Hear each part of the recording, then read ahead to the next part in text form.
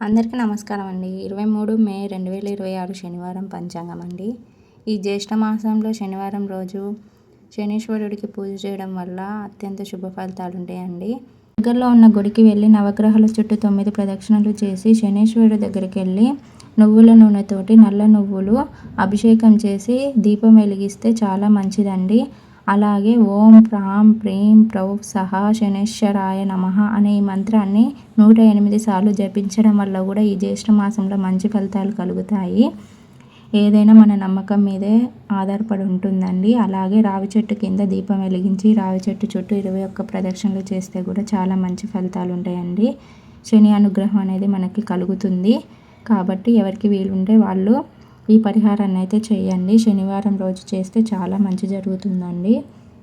శనివారం పంచాంగం అండి. శ్రీ పరాభవనామ సంవత్సరం ఉత్తరాయణం గ్రీష్మ ఋతువు జ్యేష్ఠ అధిక మాసం శుక్లపక్షం సూర్యోదయం తెల్లవారుజామున 5:45 సూర్యాస్తమయం సాయంత్రం 6:40 తిథి అష్టమి తెల్లవారుజామున 4:28 అంటే మరుసటి రోజు మే 24 వరకు అండి.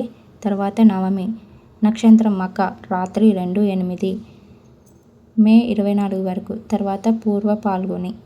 అశుభ ముహూర్తాలు 2 సమయాలు వజ్యం మధ్యాహ్నం 2:09 నుండి మధ్యాహ్నం 3:45 వరకు. దుర్ముహూర్తం ఉదయం 7:29 నుండి ఉదయం 8:20 వరకు.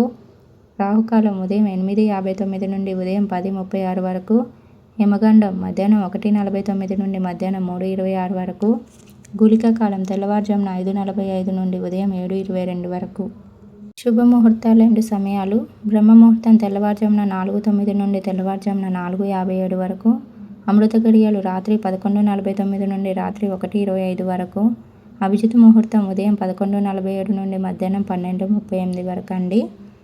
ఈ వీడియోస్ కోసం అయితే ఛానల్ని అయితే సబ్స్క్రైబ్ చేయండి.